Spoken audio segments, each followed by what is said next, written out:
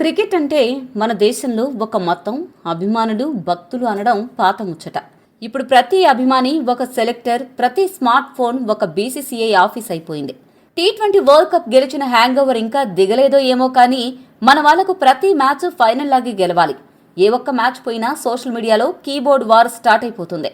అసలు మన క్రికెట్ అభిమానుల మైండ్ సెట్ ఎలా ఉందంటే, టీంలో ఉన్నవాడి కంటే బెంచ్ మీద కూర్చున్నవాడే ఎప్పుడు బెస్ట్ ప్లేయర్ అన్న భ్రమలో బతికేస్తున్నారు. ప్రస్తుతం టీమిండియా పరిస్థితి చూస్తుంటే నవ్వాలో ఏడవాలో అర్థం కావడం లేదు. శ్రేయస్ అయ్యర్ నాయకత్వంలో జట్టు వరుసగా తడబడుతోంది, అందులో ఎలాంటి సందేహం లేదు.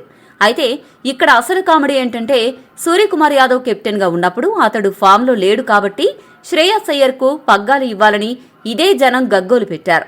తీరా అయ్యర్ చేతికి కెప్టెన్సీ వచ్చాక కేవలం 4 మ్యాచ్లు పూర్తయ్యేసరికి అయ్య బాబోయ్ మాకీ అయ్యరొద్దు, సూర్యాబాయ్ బౌన్స్ బ్యాక్ అంటూ ప్లేట్లు ఫిరాయించేస్తున్నారు. గెలిస్తే ఆకాశానికి ఎత్తేయడం, 2 మ్యాచ్లు ఓడిపోతే పాతాళానికి తొక్కేయడం మనోళ్లకు వెన్నతో పెట్టిన విద్య. ఇక ప్లేయర్ల విషయానికొస్తే మన అభిమానుల కోరికలు ఒక పట్టాన తీరేవి కావు. ఉదాహరణకు సంజు శాంసన్ ఆడుతున్నప్పుడు అతన్ని తీసేసి కుర్రాడు వైభవ్ సూర్యవంశీకి ఛాన్స్ ఇవ్వాలని అరుస్తారు. సరేనని బుడ్డోడికి ఛాన్స్ ఇచ్చి ఆడిస్తే అతడు ఫెయిల్ అవ్వగానే అయ్యో అనుభవం లేని కుర్రాడిని తెచ్చారు, మళ్లీ అనుభవజ్ఞుడైన సంజు శాంసన్ కావాలి అంటారు. ఈ వింత ధోరణి చూస్తుంటే తుది జట్టులో ఎవడున్నా సరే వాళ్ళకి ప్రాబ్లమే. బయట ఉన్నవాడు ఎప్పుడొస్తాడా, వాణ్ణి ఎప్పుడు దేవుని చేద్దామా అనే యావ తప్ప మరొకటి కనిపించడం లేదు. ఈ ఫ్యాన్స్ అందరినీ ఒకేసారి సాటిస్ఫై చేయడం బహుశా దేవుడి వల్ల కూడా కాదేమో. ఇలాంటి విపత్కర పరిస్థితుల్లో మన ఫ్యాన్స్ ఆగ్రహావేశాలు చూసి ఐసీసీ పెద్దల బుర్రలో ఖచ్చితంగా ఒక అద్భుతమైన ఐడియా మెరిసే ఉంటుంది. ఎలాగో అక్కడ పెద్దన్న పాత్రలో ఉన్నది మన జైషా గారే కాబట్టి క్రికెట్కు కోట్ల డబ్బు రావాలంటే ఇండియా తప్ప వేరే మార్గం లేకపోవడంతో మనోళ్ల ఎమోషన్స్కు తగ్గట్టు ఒక మాస్టర్ ప్లాన్ రెడీ చేస్తే అయిపోతుంది అనిపిస్తోంది.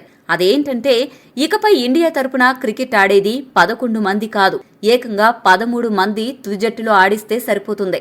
ఎందుకంటే మన ఫ్యాన్స్ కోరికలు తీరాలి అంటే ఇంపాక్ట్ ప్లేయర్ రూలుతో పాటు కొత్తగా ఇంపాక్ట్ కెప్టెన్ అనే రూల్ కూడా తీసుకురావాలి. అంటే మ్యాచ్ మధ్యలో కెప్టెన్సీ నచ్చకపోతే వెంటనే కెప్టెన్ని మార్చేయొచ్చు.